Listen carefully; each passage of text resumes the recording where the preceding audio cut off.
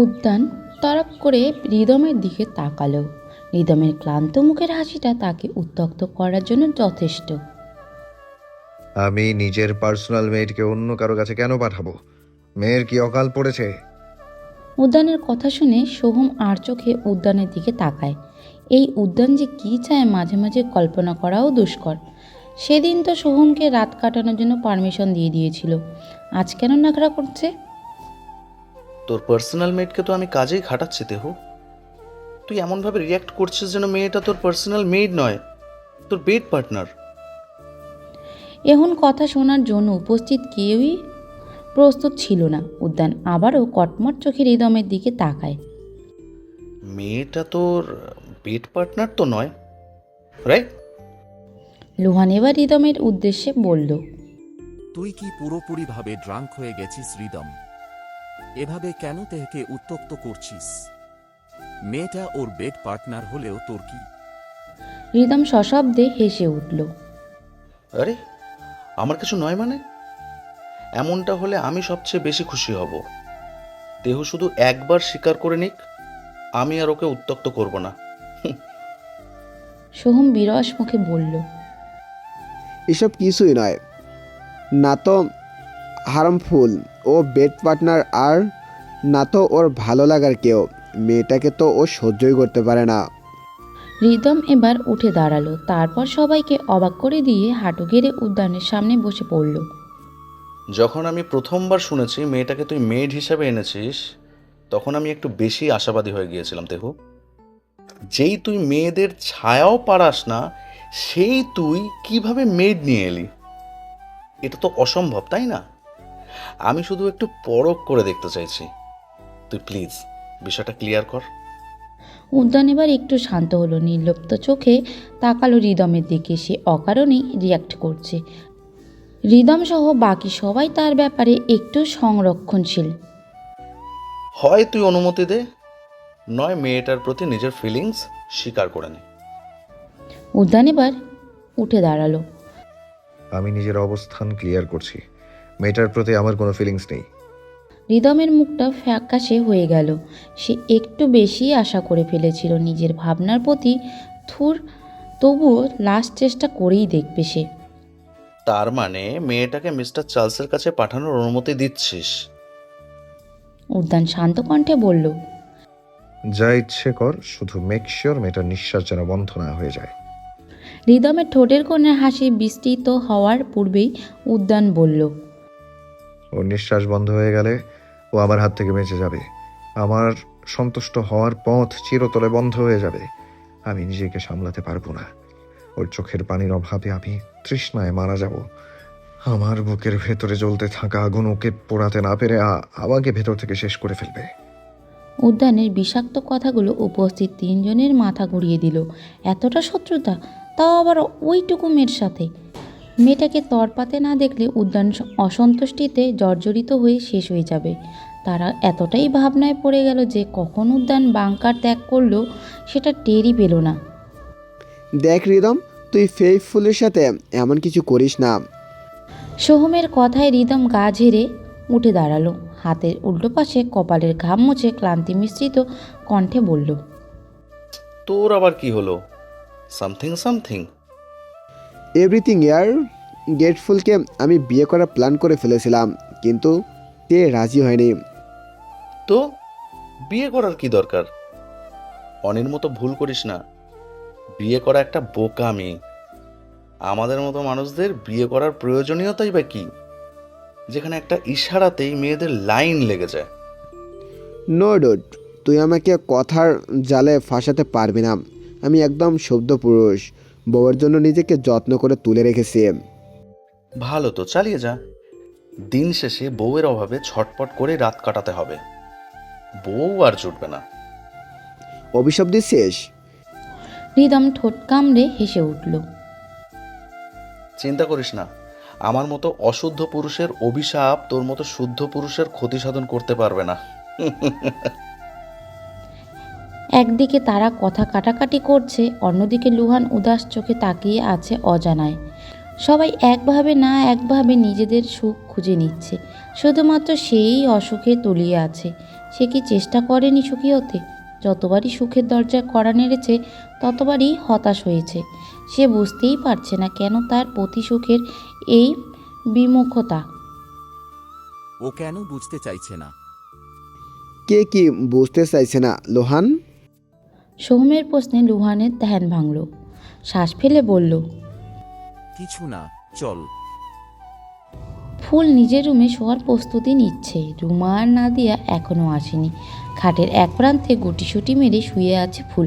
কিছুটা শীত করছে, যদিও বাহিরে হাড় কাঁপানো শীতের তুলনায় বাড়ির ভেতরে শীতের প্রকোপ একদমই নগণ্য।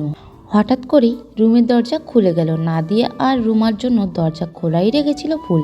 দরজাটা খোলার খট শব্দে ফুল বিশেষ গুরুত্ব দিল না, শুধু একটু নড়ে চড়ে বালিশে মুখ গুজল। ঘুমায়নি সে, আর না তো ঘুম আসছে। কেমন যেন অস্থির অস্থির লাগছে। তার মধ্যেই সে নিজের ওপর ভারী কিছু অনুভব করলো। অপ্রত্যাশিত ঘটনায় বিমূঢ় হয়ে গেল ফুল। রুম জুড়ে ডিম লাইটের স্নিগ্ধ আলো। ফুল চোখ মেলে তাকাতেই নিজের উপর একজন মানুষের অবয়ব দেখতে পায়। কে আপনি? ফুল তড়িঘড়ি করে উঠে বসতে নেবে, তার আগেই লোকটা ফুলকে বিছানার সাথে চেপে ধরে। ফুল এবার শরীরে সর্বশক্তি খাটিয়ে চিৎকার দিল। ছাড়ুন আমায়, কে আপনি? বাঁচাও কেউ। আকস্মিক ধাক্কায় লোকটা কিছুটা দূরে সরে গেল। এই সুযোগে ফুল খাটের থেকে নেমে যায়, কিন্তু দরজা পর্যন্ত আসতেই লোকটা ফুলের চুল টেনে ধরে। ফুলের শরীরের ওড়না ছিল না, অভ্যাসবশত ওড়না খুলে রেখেই শুয়েছিল। লোকটা ফুলের চুল ধরে তাকে উল্টো দিক করে দেওয়ালের সাথে চেপে ধরে। হাতের কাছে সুইচবোর্ড পেয়ে ফুল লাইটটা অন করে দেয়। মুহূর্তেই ঘরময় আলোকিত হয়ে যায়। লোকটা সেদিকে খেয়াল নেই যে তো চান্স পাওয়া মাত্রই ফুলের ঘাড়ে মুখ গুজে দিয়েছে আর বিশ্রীভাবে বাইট করছে। ফুল নিজেকে বাঁচানোর প্রয়াসে পা উঁচিয়ে সজোরে লাথি দিয়ে বসলো। সে জানে না লাথিটা কোথায় পড়েছে, কিন্তু লোকটা ব্যথায় আহ শব্দে উচ্চারণ করলো। পা দুটো পিছিয়ে যায়। ছাড়া পেয়ে ফুল আবারও দরজার দিকে এগিয়ে গেল, কিন্তু লোকটা পুনরায় তাকে টেনে ধরে সজোরে তার গালে চড় বসিয়ে দেয়। চড়ের তোড়ে ফুল রুমের অন্যদিকে ছিটকে পড়ে যায়। You reckless girl. You chose to strike me. Don't expect mercy. You regret it. কথাটা বলেই সামনে থাকা লোকটা তেড়ে যায় ফুলের দিকে। ফুল দিকবেদিক শূন্য হয়ে চারিদিকে তাকালো। তাকে সাহায্য করার মতো কেউ নেই। চিল্লিয়ে গলা ফাটিয়ে ফেললেও লাভ হবে না। ভাবনাটা মাথায় আসতেই চোখ আটকে গেল টেবিলের ওপরে থাকা কাচের শোপিসটার ওপর। ফ্লাওয়ার শোপিস লবিতে রাখা ছিল। কয়েকদিন আগেই শোপিসটা ফুলের দৃষ্টি আকর্ষণ করে, তাই সে শোপিসটা এখানে এনে রেখেছিল। চার্লস নামে যুবকটি ফুলের কোমর চেপে ধরা মাত্রই ফুল ডান দিকে হাতের শোপিসটা তুলে নিল। মুহূর্তে তা ভেবে পেছনে থাকা দেওয়ালের সাথে বাড়ি মেরে শোপিসটা ভেঙে ফেলল। আচমকা শব্দে চার্লস ফুলের ঘাট থেকে মুখ তুলে ফুলের হাতের দিকে তাকালো। ফুলের হাতে কাছের টুকরো দেখে সে কিছুটা চমকে গেল। চার্লস অন্যমনস্ক হয়ে পড়া মাত্রই ফুল তার হাতের নিচ দিয়ে অন্যদিকে সরে যায়। ফুলের ভীতস্ত্র মুখটা দেখে চার্লস নিজের জায়গায় দাঁড়িয়ে পড়ে। ফুল ফ্লোরে বসে খাটের সাথে সিটিয়ে যায়। কাচের টুকরোটা চার্লসের দিকে তাক করে রক্তাক্ত হাতটি অস্বাভাবিক রকম কাঁপছে। তার অবস্থা দেখে চার্লস উচ্চস্বরে হেসে উঠল। That's exactly why I like Deshi girls. Daring, reckless. I like that fire in you. But tell me, do you really think you can protect yourself with that tiny little weapon? Don't make me laugh. ফুল ঠোঁট চেপে কেঁদে উঠল। চোখ বন্ধ করে একটা শ্বাস নেয়। পর মুহূর্তেই তেজি কণ্ঠে বলে উঠল, প্রোটেক্ট করার ক্ষমতা না থাকলে নিজের হাতে ডিস্ট্রয় করে দিতে হয়। আমিও সেটাই করব। এই অস্ত্র দিয়ে আমি নিজেকে প্রোটেক্ট করতে না পারি, ডিস্ট্রয় তো করতে পারবো। ফুলের মুখ নিশ্চিত কথাগুলো চার্লসের বোধগম্য হলো না। সে ধীরে ধীরে এগিয়ে আসতে লাগলো ফুলের দিকে। ফুল একবার তার দিকে তাকালো। ফুলের ঠোঁটে কোণে হাসি দেখে চার্লস কনফিউজ হয়ে যায়। মেয়েটার চোখের পানি ধারা আর ঠোঁটের কোণের হাসি, চোখ মুখ লাল বর্ণ ধারণ করেছে বহু আগেই। কান্নার তোড়ে ক্ষণে ক্ষণে শরীরটা কেঁপে উঠছে। চার্লস ফুলের হাতটা চেপে ধরতে যাবে, এমন সময়ই ফুল এক অঘটন ঘটিয়ে ফেলে। হাতে থাকা শক্তপোক্ত কাচের টুকরোটা নির্দ্বিধায় নিজের পেট বরাবর ঢুকিয়ে দেয়। কয়েক সেকেন্ডের ব্যবধানে ফুলের মুখ দিয়ে রক্ত বেরিয়ে আসে। সেই রক্ত গিয়ে ছিটকে পড়ে চার্লসের মুখের ওপর। বিস্ময়ে চার্লস পেছনের দিকে সরে গেল। অবিশ্বাস্য সুরে বলল, You foolish girl. What have you done to yourself? ফুলের রক্তমাখা ঠোঁটের কোণে হাসিটা লেপ্টে আছে, তবে নিস্তেজ চোখ জোড়া আস্তে আস্তে বন্ধ হয়ে যাচ্ছে। চার্লস বসা থেকে উঠে দাঁড়ালো, কোনো দিকে না তাকিয়ে এক ছুটে রুম থেকে বেরিয়ে গেল। টেরেসে বসেছিল সোহম, লুহান আর রিদম। সোহম মুখ ভার করে বলল, নিজের ভালোর জন্য তোকে বাধা দেয়নি। মর্ণফুল ইউজট হয়ে গেলে আমি আর আকৃষ্ট হব না, সেটাই আমার জন্য ভালো হবে। এমনিতেও তে বলেছে মেয়েটা ক্যারেক্টারলেস। সোহমের কথায় রিদম নিশ্চুপ থেকে গ্লাসে চুমুক দিল। গেস্টদের কেউ কেউ চলে গেছে, বাকিরা নিজেদের মতো এনজয় করছে। উদ্যান কোথায় আছে সেই সম্পর্কে ধারণা নেই কারো। সে অবশ্যই ডিল সাইন করা পর্যন্তই উপস্থিত থাকে, হয়তো নিজের রাজত্বে টাইম স্পেন্ড করে। নিজের রাজত্ব বলতে তার রুমকে বোঝানো হয়েছে, যেটাই রয়েছে সকল সুবিধা। ভোর 4টায় উদ্যান শোয়ার প্রস্তুতি নিচ্ছে। স্বভাবতই ভোরের দিকে ঘুমাতে যায় সে, আজও তার ব্যতিক্রম নয়। তবে ঘুমাতে যাওয়ার আগে চা প্রয়োজন, নইলে মাইন্ড ফ্রেশ হবে না, আর মাইন্ড ফ্রেশ না হলে ঘুম আসবে না।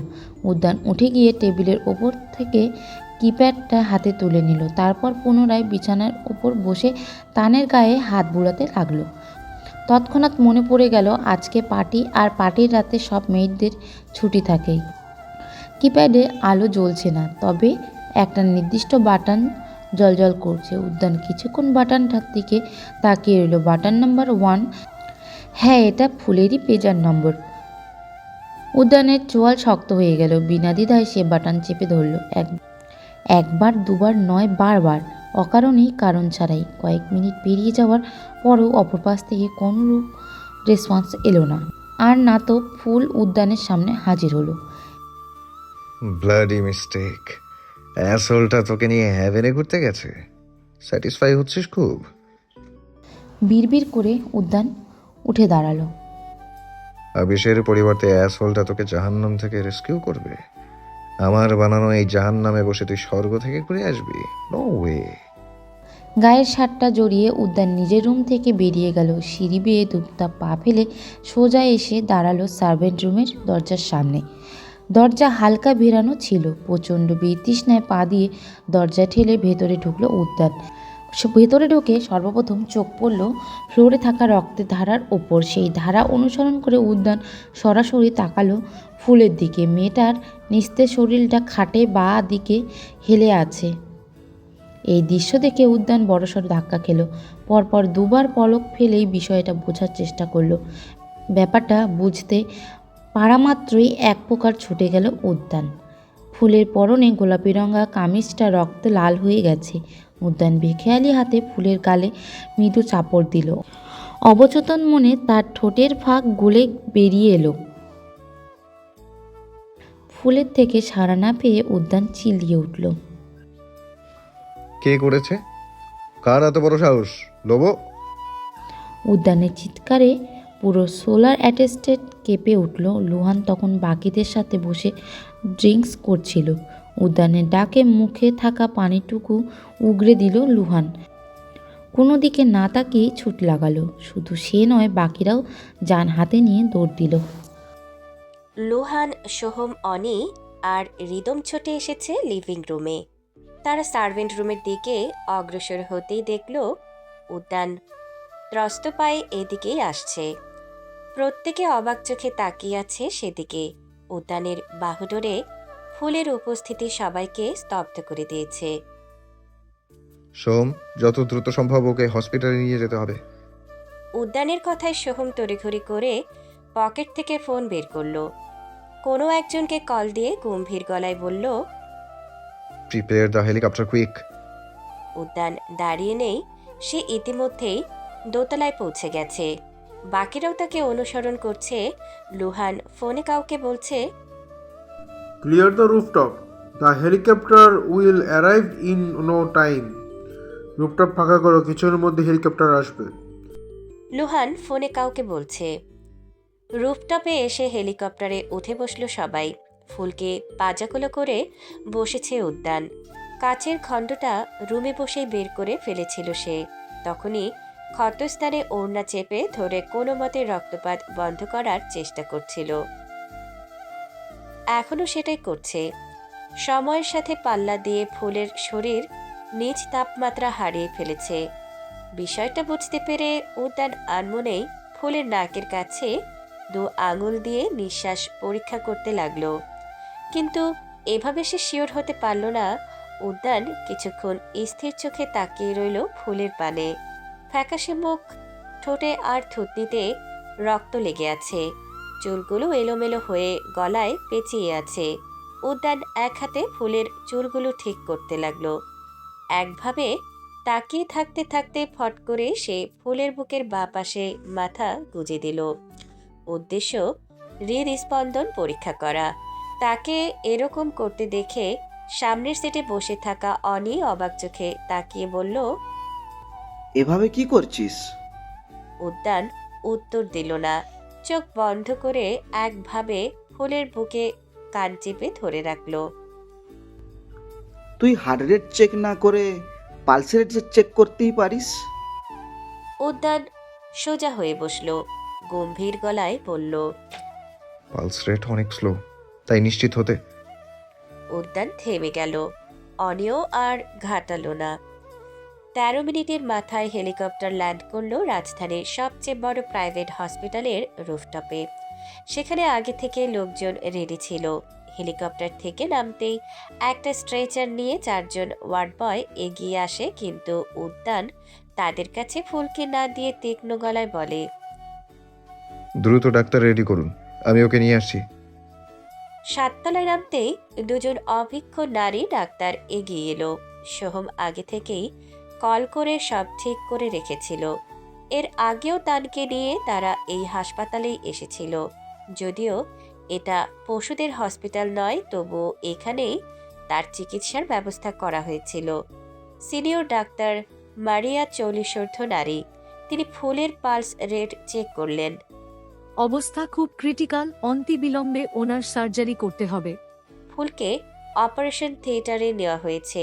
15 মিনিটের মাথায় একজন নার্স বের হয়ে বললেন, পেশেন্টের জন্য ইমিডিয়েটলি ও নেগেটিভ গ্রুপের রক্ত লাগবে। যত তাড়াতাড়ি সম্ভব ব্যবস্থা করুন। এতক্ষণ যাবৎ চুপচাপ করিডোরে বসেছিল উদ্যান। এবার সে একটু নড়েচড়ে বসল। পাশে থাকা সোহমের দিকে তাকাতে সোহম ফোন হাতে তুলে নেয়। লোক লাগিয়ে তুই নিজেও যা ব্লাডের খোঁজে, অনেককেও সাথে নিয়ে যা। এই ব্লাড গ্রুপের রক্ত পাওয়া দুষ্কর। সোহম মাথা নেড়ে চলে গেল। সঙ্গে অনিও। করিডোর জুড়ে নিস্তব্ধতা নেমে আসে। রিদম একপাশে দাঁড়িয়ে আছে। লুহান কারোর সাথে ফোন আলাপে ব্যস্ত। উদ্যান শান্ত চোখে তাকিয়ে আছে অপারেশন থিয়েটারের কাচের দরজার দিকে। পরনের শুভ্র রঙা শার্টের বেশ অনেকটা অংশ ফুলের রক্তে রক্তিম বর্ণ ধারণ করেছে। রিদম একটু পরপর আর চোখে উদ্যানের দিকে তাকাচ্ছে। উদ্যানকে লাস্ট চিন্তিত হতে সেদিন দেখেছিল, যেদিন তান অসুস্থ হয়ে পড়েছিল। যদিও আজ তার চেহারা দেখে চিন্তিত বলে মনে হচ্ছে না, বরাবরের মতোই অনুভূতি শূন্য। তবুও মনস্টার তার এমন ছন্নছাড়া ভাবটা বিরল বই কি, যে নিজের আঘাতের জন্য কখনো ডাক্তারের শরণাপন্ন হয় না। সে কিনা একটা মেয়েকে পাজাকোলা করে হসপিটালে এনেছে। শুধু হসপিটাল অবধি আনেনি, একদম থিয়েটারের বেডে শুয়ে রেখে এসেছে। বিষয়টা হেলাফেলার নয়। তোকে বলেছিলাম মেয়েটার সাথে যা ইচ্ছে কর, কিন্তু ওর শ্বাস প্রশ্বাসে হস্তক্ষেপ করবি না। আচমকা উদ্যানের গর্জনে নিস্তব্ধতা ভেঙে গেল। রিদম একটা শুকনো ঢোক গেলে 2 পা পিছিয়ে যেতে নেয়, তার আগে উদ্যান উঠে গিয়ে তার শার্টের কলার চেপে ধরে। বলিনি? রিদম দেয়ালের সাথে ছিটিয়ে গেল। উদ্যান আজকে তার জান ভিক্ষা দিলে সে পুরো একদিন মেয়েদের দিকে তাকাবে না বলে মনে মনে পণ করে নিল। আমি মিস্টার চার্লসকে বলে দিয়েছিলাম যেন মেয়েটাকে আঘাত না করে। তারপরেও কিভাবে এসব হয়ে গেল বুঝতে পারছি না। উদ্যান প্রচণ্ড রেগে গেল, দাঁতে দাঁত পিষে বলল, ওই অ্যাসহোলটাকে আমি ছাড়বো না, আর মেয়েটার যদি কিছু হয়ে যায় তাহলে তোকেও ছাড়বো না। উদ্যানকে খেই হারাতে দেখে লোহান কল কেটে দিয়ে উদ্যানের পাশে এসে দাঁড়ায়। হৃদম বারণ করার পরেও মিস্টার চার্লস এরকম কিছু করেছে, যার মানে সে আমাদের শত্রু। অলরেডি চার্লসকে বন্দি করে ফেলা হয়েছে। কুত্তাটা এয়ারপোর্ট পর্যন্ত চলে গিয়েছিল। এই সুযোগে হৃদম তাল মিলিয়ে বলল। ওর মাঝেই ঘাপলা আছে। উদ্যান চোখ বন্ধ করে একটা শ্বাস নিয়ে হৃদমকে ছেড়ে দেয়। মাথা খারাপ হয়ে যাচ্ছে, সে দুহাতে মাথা চেপে ধরে বসে পড়ল। যতই সময় যাচ্ছে ততই সে নিয়ন্ত্রণ হারিয়ে ফেলছে। এদিকে সোহমের অবস্থা ওষ্ঠাগত। হসপিটালের ব্লাড ব্যাংকে ও নেগেটিভ রক্ত নেই। কল দিয়ে একের পর এক জায়গায় খোঁজ নিচ্ছে সোহম। ও নেগেটিভ লাগবে, ইটস আর্জেন্ট।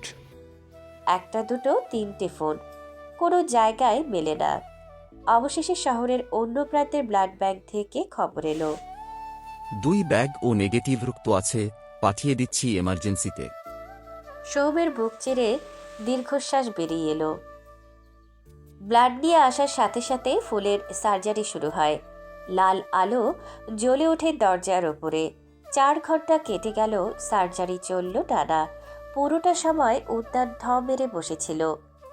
মেলো আর অনিলা এসেছে কিছুক্ষণ আগেই। অবশেষে বেলা 8:30টার দিকে ফুলের সার্জারি সফলভাবে শেষ হয়। অপারেশন থিয়েটার থেকে স্ট্রেচারে করে ফুলকে বের করা হয়। উদ্যান করিডোরে বসে নিষ্প্রভ চোখে সেদিকে তাকিয়ে রইল। ফুলকে শিফট করা হলো হাই ডিপেন্ডেন্সি ইউনিটে।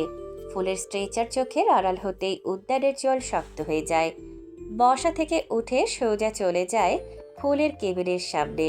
কাচের দরজার এপাশ থেকে দেখা যাচ্ছে ফুল শুয়ে আছে। উদ্যান এবার নিয়ন্ত্রণ হারিয়ে দরজার হ্যান্ডেল ধরে ঘোরাতে লাগলো, কিন্তু দরজাটা ভেতর থেকে লক করা। ডাক্তার বলে গেছেন পরবর্তী 24 ঘন্টা ফুলকে গভীর অবজারভেশনে রাখা হবে। এই সময়ে কাউকেই ভেতরে অ্যালাউ করা হবে না। উদ্যান অবশ্য ডাক্তারের কথা শোনেনি, সোহম আর লোহার শুনেছিল। উদ্যান তো সেই সময় ফুলের স্ট্রেচারের দিকে তাকিয়েছিল। উদ্যান এবার কোনো কিছু তোয়াক্কা না করে দরজায় ধাক্কা দিতে লাগলো। উদ্যান বিরামহীনভাবে দরজায় আঘাত করে যাচ্ছে। বাকিরা এসে উদ্যানের পেছনে দাঁড়ালো ঠিকই, কিন্তু তাকে বাধা দেওয়ার হিম্মত জোটাতে পারল না। তন্মধ্যেই দরজা খুলে গেল। হঠাৎ দরজা খুলে যাওয়াতে উদ্যান ভারসাম্য হারিয়ে কেবিনের মধ্যে ঢুকে যায়। তার এহেন আচরণে দায়িত্বরত নার্স প্রচণ্ড বিরক্ত হলেন। বলে রাখা ভালো, এই নার্স আগে উদ্যানকে দেখেনি। সে তো এসেছিল পেশেন্টের ড্রেস আপ করে দিতে। আজ আপনি এমন করছেন কেন? এভাবে ডিস্টার্ব করার মানে কি? আপনি পেশেন্টের রিলেটিভ হতেই পারেন, তাই বলে এরকম আচরণ করবেন? উদ্যান চোখ কটমট করে নার্সের দিকে তাকালো। ডাক্তারকে উপর নিচ পরখ করে ঘাড় কাত করে বলল, ডিস্টার্ব তোরা আমাকে করেছিস। এই 4 ঘন্টার প্রত্যেকটা সেকেন্ড বিরক্তিকর ছিল। প্রথম সাক্ষাৎ বলে বেঁচে গেলি, দ্বিতীয়বার এই টোনে কথা বলে জিভ টেনে ছিঁড়ে ফেলবো। উদ্যানের এহের কথা শুনে নার্স যতটা না ভয় পেয়েছে, তার থেকে বেশি ভয় পাচ্ছে উদ্যানের মুখের ভয়ঙ্কর অভিব্যক্তি দেখে। তবুও উদ্যানের হুমকি তার ইগোতে লাগলো। নার্স বলে কি এভাবে কথা বলবে? নিজেকে সামলে নিয়ে নার্স বলল, আপনি কোন দেশের প্রেসিডেন্ট? হ্যাঁ, এভাবে কথা বলছেন? আরো কিছু বলতে যাবে তার আগেই মেলো তাকে সরিয়ে নিয়ে অন্যদিকে চলে যায়। উদ্যান রেগে গিয়ে সামনে থাকা চেয়ারে লাথি দিল। তারপর ধীর পায়ে এগিয়ে গেল বেডের দিকে। অপারেশন সফলভাবে শেষ হয়েছে। বেডের ওপর ফুলের নিথর দেহটা পড়ে আছে। নাসারন্ধ্র বেয়ে ঢুকে গেছে এক সরু স্বচ্ছ নল। সেটার অপর প্রান্তে ঝুলছে অল্প রক্ত মিশ্র তরল ভরা ব্যাগ। প্রতি কয়েক সেকেন্ড পরপর টুপটাপ শব্দে ফোঁটা ফোঁটা তরল জমে উঠেছে তাতে। নড়াচড়া নেই ফুলের শরীরে, শুধু বুকটা ধীর লয়ে ওঠানামা করছে। গায়ে নীল রঙের পেশের গাউন, লম্বা চুলগুলো দুপাশে বেড়ে করে রাখা, এক হাতে ক্যানোলা লাগানো যা দিয়ে ব্লাড দেওয়া হচ্ছে। উদ্যান দপ করে বেডের সামনে থাকা টুলে বসে পড়ল। নিষ্পলক চোখে তাকিয়ে রইল ফুলের দিকে। তার অভিব্যক্তি দেখে বাকিরা অবাক হলো। অনে এগিয়ে এসে উদ্যানের কাঁধে হাত রাখল। কি হয়েছে তোর? এতক্ষণ অকারণেই খেপেছিলি, হঠাৎ শান্ত হয়ে গেলি কেন? উদ্যান নিজের শার্টে লেগে থাকা রক্তের দিকে তাকিয়ে বলল, ওকে কষ্ট পেতে দেখতে ভালো লাগছে, এখন শান্তি পাচ্ছি। এতই যখন শাস্তি পাস তখন মরে যেতে দিলেই পারতি। কেন বাঁচার জন্য পাগল হয়ে গিয়েছিলি? ও এখন কষ্ট পাচ্ছে, মরে গেলে কষ্ট পেত না, উল্টো ওকে কষ্ট দিতে না পেরে আমি জ্বলে যেতাম। উদ্যানের অদ্ভুত লজিকের সাথে অনি পেরে উঠল না। সোহম বলল, ডাক্তার বলেছে অতিরিক্ত ব্লাড লস হওয়ায় আনুমানিক 6 ঘন্টার আগে সিকফুলের জ্ঞান ফেরার চান্স নেই। কথাটা যেন উদ্যান ঠিক শুনতে পেল না। সে কোনো একটা কিছুর দিকে তীক্ষ্ণ চোখে তাকিয়ে আছে। হঠাৎ করে উদ্যান বসা থেকে উঠে দাঁড়ালো। তারপর ঝড়ের বেগে ফুলের গলায় হাত রাখলো। আগুনের ডগা দিয়ে সেখানে থাকা কালো বিচ্ছিরি কামড়ের দাগগুলোকে খুঁটিয়ে খুঁটিয়ে দেখতে লাগলো। তাকে এরকম করতে দেখে বাকিরা অবাক চোখে তাকিয়ে আছে। উদ্যান কি করছে কারোরই বোধগম্য হলো না। এদিকে প্রচণ্ড অস্থির হয়ে পড়ল উদ্যান। এই দাগগুলো, এই জঘন্য দাগগুলো তার চোখ ঝলসে দিচ্ছে। মুহূর্তে উদ্যান হাত মুষ্টিবদ্ধ করে নিল। সামনের দিকে ঘুরে লোহারের উদ্দেশ্যে বলল, অ্যাসোলটা কোথায়? লোহার একটা শুকনো ঢোক গেলে বলল। বাংকারে। উদ্যান আর কিছু বলল না, শুধু থুপথাপ পা ফেলে কেবিন থেকে বেরিয়ে গেল। তার পিছু পিছু লোহার আর সোহমও বেরিয়ে গেল। অনিলা আর আমি এখানে থাকছি, রিদাম আর মেলো গিয়ে গেস্টদের বিদায় কর। অনির কথায় সম্মতি জানিয়ে রিদম আর মেলো কেবিনে ত্যাগ করল। অন্ধকার আচ্ছন্ন বাঙ্কারে হাত পা বাঁধা অবস্থায় পড়ে আছে চার্লস। সামনেই লাঠি হাতে বসে আছে উদ্যান। How dare you come into my cave and hunt my prey? Charles ভয়ে ভয়ে উদ্যানের দিকে তাকালো। সে কি করেছে? মেয়েটাই তো নিজেকে আঘাত করেছিল। হ্যাঁ, সে পালিয়ে যেতে চেয়েছিল, কারণ রিদম তাকে মেয়েটাকে আঘাত করতে নিষেধ করার পরেও সে মেয়েটাকে চড় মেরে দিয়েছিল। তারপর আবার এরকম ঘটনা ঘটে যাওয়াতে সে একটু বেশি ভয় পেয়ে গিয়েছিল। উদ্যান বসা থেকে দাঁড়িয়ে চার্লসের দিকে যেতেই চার্লস বলে ওঠে, I didn't do anything. The girl. She hurt herself. It wasn't me, I swear. উদ্যান লাঠিটা দিয়ে সজোরে চার্লসের পায়ে পাড়ি দিল। Liar! The girl isn't foolish enough to hurt herself, and I'm not stupid to believe you. Every word you speak reeks of deceit. কথাটা বলে উদ্যান এলোপাথারি চার্লসকে মারতে লাগলো। চার্লস অনেকভাবে বোঝানোর চেষ্টা করেছে, বাঁচার জন্য আকুতি করেছে, কিন্তু কোনো লাভ হয়নি। উদ্যান তাকে আধমরা করে থেমেছে। যেখানে সে নিজের লোকদেরই ছাড় দেয় না, সেখানে শত্রুদের ছাড় দেবে আশা করাটাও আকাশকুসুম কল্পনা। বিকেলবেলা উদ্যান লিভিং রুমে বসে অ্যালকোহল গিলছে। চোখ দুটো দিয়ে যেন আগুনের ফুলকি ছড়ছে। মিস্টার চার্লসকে তো হেল থেকে ঘুরিয়ে এনেছি, এখন তো পরিস্থিতি ঘেটে যাবে। সোহমের কথায় উদ্যান শান্ত গলায় বলল, I don't care. কিছুক্ষণ যেতেই লোহার হতাশার সুরে বলল, হাত পা ভেঙেছিস ঠিক আছে, কয়েক মাসই জোড়া লেগে যেত, কিন্তু দাঁতগুলো ভেঙেছিস কোনো দুঃখে, সেটাই তো বুঝতে পারছি না। বেচারা আর দাঁতগুলোর জন্যই আমারই মায়া লাগছে। বেশি মায়া লাগলে তোরগুলোও ভেঙে দিচ্ছি, একে অপরের গলা ধরে কাঁদতে পারবি। উদ্যানের কথায় ভরকে গেল লোহান। প্রসঙ্গ পাল্টে বলল, আমি ভাবছি মিস্টার মর্গান নিজের ভাইয়ের ব্যাপারে জানলে আমাদের সাথে চুক্তি বাতিল করে দেবে। ওসব দু একটা চুক্তির পরোয়া তেহজিব করে না। তাছাড়া তার প্রাণপ্রিয় ভাই যে আমাদের সাথে হাত মিলিয়ে তার সাথে বিট্রে করতে রাজি হয়ে গিয়েছিল, সেটার প্রমাণ আছে। তাদের কথার মাঝে সোহমের ফোনে অনির কল আসে। সোহম কলটা রিসিভ করে অনির সাথে কথা বলল, তারপর কল কেটে দিয়ে উদ্যানের দিকে তাকালো। সিক্স ফুলের জ্ঞান ফিরেছে। কথাটা কর্ণগহ্বরে পৌঁছানো মাত্রই ঠোঁটে চেপে ধরা গ্লাসটা ঘুরিয়ে নিয়ে টেবিলের ওপর রাখলো উদ্যান। তারপর উঠে দাঁড়িয়ে হনহনিয়ে বেরিয়ে গেল।